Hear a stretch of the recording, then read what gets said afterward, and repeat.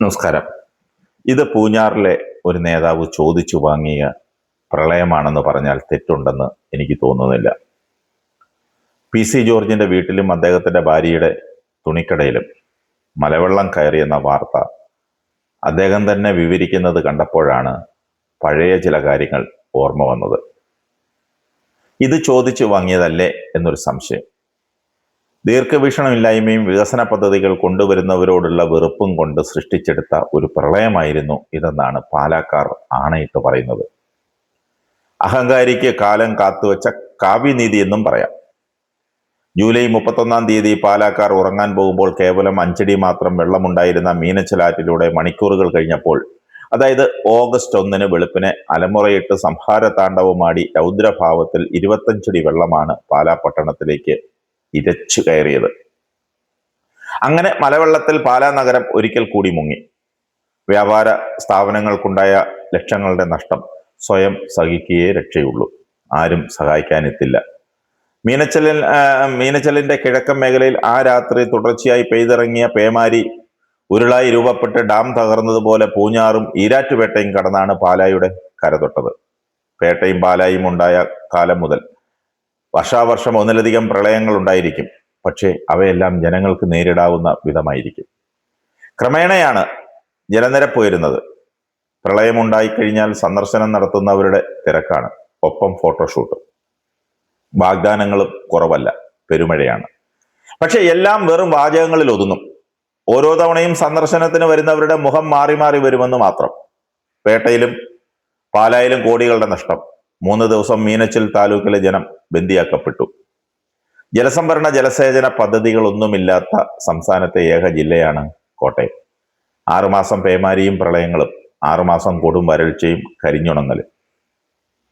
ഇത് മനസ്സിലാക്കിയാണ് പതിറ്റാണ്ടുകൾക്ക് മുന്നേ മീനച്ചിലിന്റെ കിഴക്കൻ മലനിരയിലെ അടുക്കത്ത് മിനി ഡാം തീർത്ത് കാലവർഷത്തിൽ മഴവെള്ളം സംഭരിച്ചു നിർത്തുവാനും വേനലിൽ തുറന്നുവിട്ട് മീനച്ചിലാറിനെ നീരണിയിച്ചു ദാഹജലം നൽകുവാനുമുള്ള സമഗ്ര റിവർ വാലി പദ്ധതിക്ക് രൂപം നൽകിയത്. പൂഞ്ഞാർ പാലാ രാഷ്ട്രീയ യുദ്ധം നടക്കുന്ന 80കളിൽ റിവർ വാലി പദ്ധതിക്ക് അന്നത്തെ മുഖ്യമന്ത്രി കെ കരുണാകരൻ തറക്കല്ലിടുന്നു. കല്ലുറപ്പിച്ച സിമെന്റ് ഉണങ്ങും മുൻപ് ശിലാഫലകം അടിച്ചു തകർത്ത് ഇറിഗേഷൻ വകുപ്പ് ജീവനക്കാരെ കല്ലെറിഞ്ഞോടിച്ചു. പദ്ധതി കൊണ്ടുവന്ന പാലക്കാരൻ നേതാവിനോട് കുന്നായ്മയുള്ളവരെല്ലാം ഒത്തുകൂടി പദ്ധതി ഇല്ലാതാക്കി. പിന്നീട് പൂഞ്ഞാറിന്റെ ഭാഗങ്ങൾ പാലയോട് ചേർത്തപ്പോൾ പഴുക്കാകാനത്ത് ഒരു മിനി ഡാം പണിയുന്നതിന് ഭരണാനുമതി നൽകി. അതും മുടക്കി. ഈ പദ്ധതികൾ നടപ്പായിരുന്നുവെങ്കിൽ ആ നേതാവിന് ഇന്ന് 40 ലക്ഷം നഷ്ടം വരില്ലായിരുന്നു, ആ നാടിനും വരില്ലായിരുന്നു. ചോദിച്ചു വാങ്ങുന്ന വിനയാണ് മീനച്ചിൽ പ്രളയങ്ങൾ.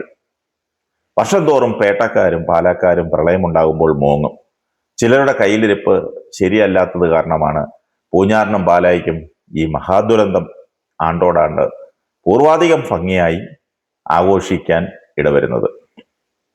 മീനച്ചിലിലെ പ്രളയ വെള്ളം 2-ാം ദിവസം ഒഴുകിയെത്തുന്നത് കോട്ടയത്തേക്കാണ്. ഏറ്റുമാനൂർ മുതൽ കുമരകം വേമ്പനാട്ട് കായൽ വരെയുള്ള മേഖലകളെ വെള്ളത്തിൽ ആഴ്ചകളോളം മുക്കുകയാണ് മീനച്ചിലാർ ചെയ്യുന്നത്. സർക്കാർ വകുപ്പുകൾ കൺട്രോൾ റൂം തുറന്ന് പത്രക്കുറിപ്പ് ഇറക്കും, ക്യാമ്പ് തുറക്കും. ജനത്തിന്റെ കൺട്രോൾ പോകുന്നതല്ലാതെ മലവെള്ളത്തെ ക്യാമ്പിലാക്കുവാൻ നോക്കുന്നില്ല. സർക്കാർ ജനങ്ങളെ ഇങ്ങനെ ദ്രോഹിക്കേണ്ടതുണ്ടോ? ഒരു സർക്കാരിന്റെ പണി ഇതാണോ? നിസ്സഹായരായ ജനങ്ങളെ നഷ്ടക്കയത്തിൽ നിന്നും വർഷം തോറും തള്ളുന്ന ഈ ദുരിത സങ്കട വിഷയത്തിന് ഒരു ശാശ്വത പരിഹാരമല്ലേ ഉണ്ടാവേണ്ടത്? അതിന് പദ്ധതികൾ തടസ്സപ്പെടുത്തിയ രാഷ്ട്രീയ ഗുണ്ടകളെ, അങ്ങനെ തന്നെ പറയാൻ പറ്റൂ, ഗുണ്ടകൾ, മാലിന്യങ്ങൾ, അവരെയൊക്കെ പിഴുതെറിഞ്ഞ് മീനച്ചിലിന്റെ കിഴക്കൻ മേഖലയിൽ വർഷകാല മഴവെള്ളം ശേഖരിച്ചു നിർത്തുവാനുള്ള പദ്ധതികൾ ഇച്ഛാശക്തിയോടെ യുദ്ധകാല അടിസ്ഥാനത്തിൽ നടപ്പാക്കണം. നാണം കെട്ട് അടുത്ത വർഷവും പ്രളയ ദുരിതം കണ്ട് ഫോട്ടോഷൂട്ട് നടത്തി പോകുവാനുള്ള അവസരം ഉണ്ടാക്കരുത്.